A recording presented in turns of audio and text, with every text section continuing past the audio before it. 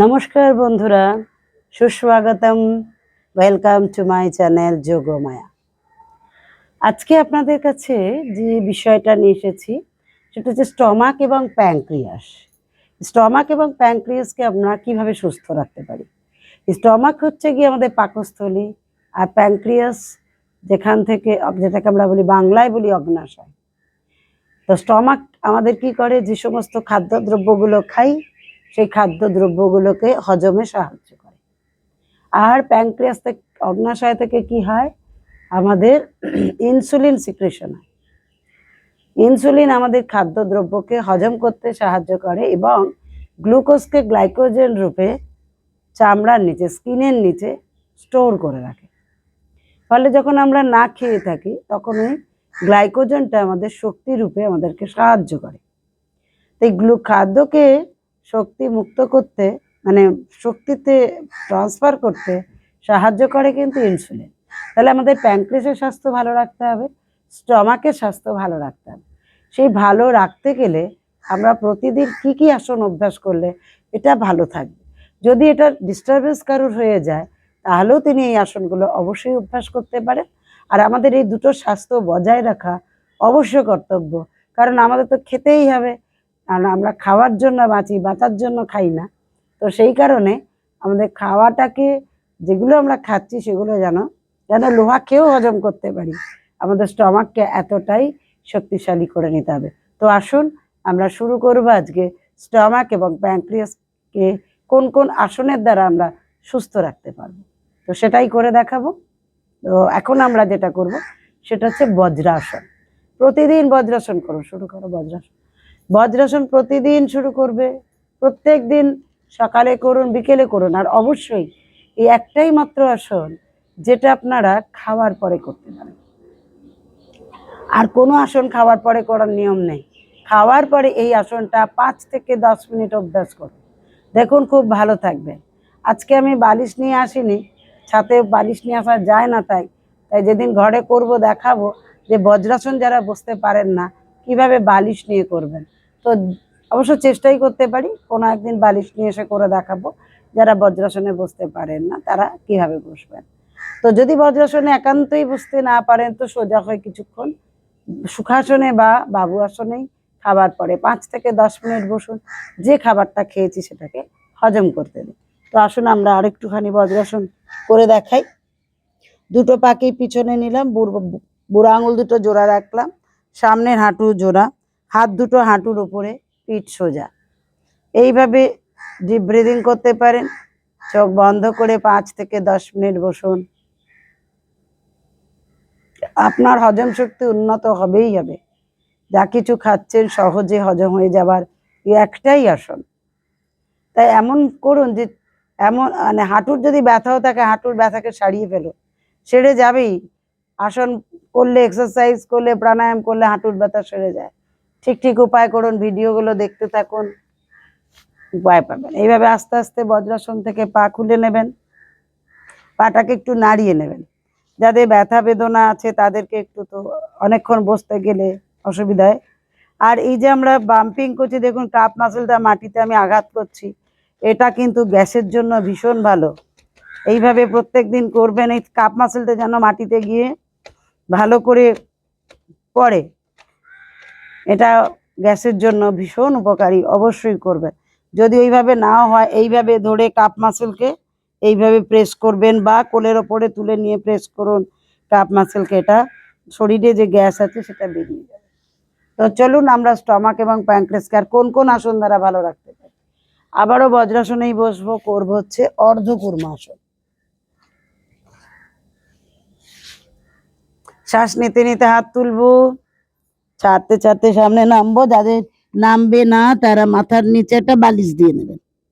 1 2 3 4 5 6 7 8 9 10। ধীরে ধীরে শ্বাস নিতে নিতে সোজায় উঠবো, ছাড়তে ছাড়তে নামিয়ে দেবো। তাহলে অর্ধকুর্মাসন। অর্ধকুর্মাসনও স্টমাককে উন্নত করে, প্যাঙ্ক্রিয়াসের কাজকেও ভালো করে। তো এবার যেটা আমরা করব সেটা হচ্ছে গিয়ে পর্বতাসন।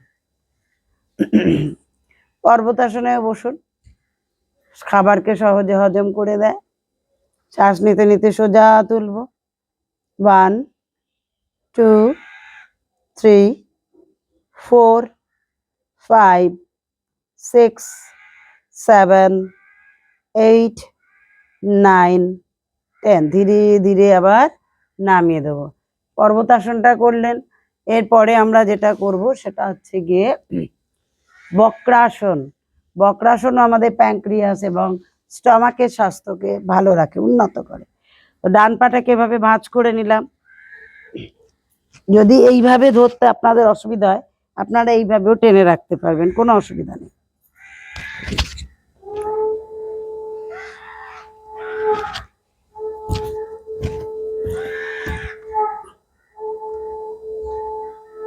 ওয়ান 2 3 4 5 6 7 8 9 10। ছেড়ে দেবেন। এইভাবে ধরলেও হবে, কোনো অসুবিধা নেই। আবার বাঁ পাটাকে ভাঁজ করবেন।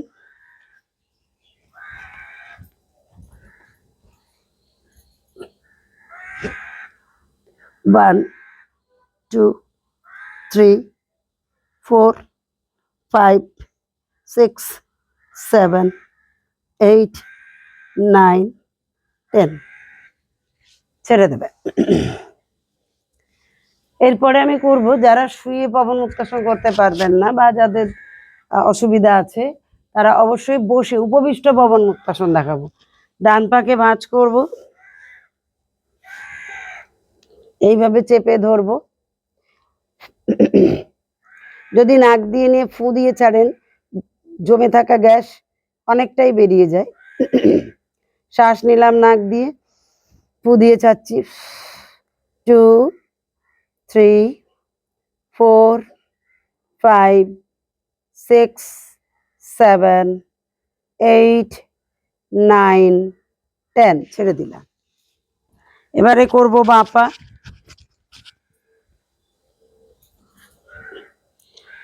1 2 3 4 5 6 7 8 9 10। ছেড়ে দিলাম। এবারে দুটো পাকে করব। 1 2 3 4 5 6 7 8 9 10। ধীরে ধীরে ছেড়ে দিলাম। আবার পাটাকে একটু নাড়াবেন, একটু এইভাবে পাটা নাড়াবেন।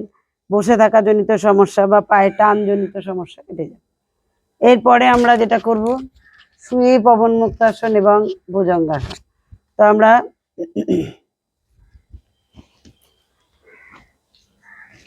চিত হয়ে শুয়ে পড়লাম। এবার শুয়ে পবন মুক্তাসন দেখাচ্ছি। হাত দুটো পাশে, ডান পাটাকে মাটি থেকে তুলে পেটের ওপরে নিয়ে আসবো। 1 2 ফু দিয়েই ছাড়বেন, নাক দিয়ে নিয়ে ফু দিয়ে ছাড়বেন। নাক দিয়ে নিন, ফু দিয়ে ছাড়ুন। আবার নাক দিয়ে নিন, ফু দিয়ে ছাড়ুন।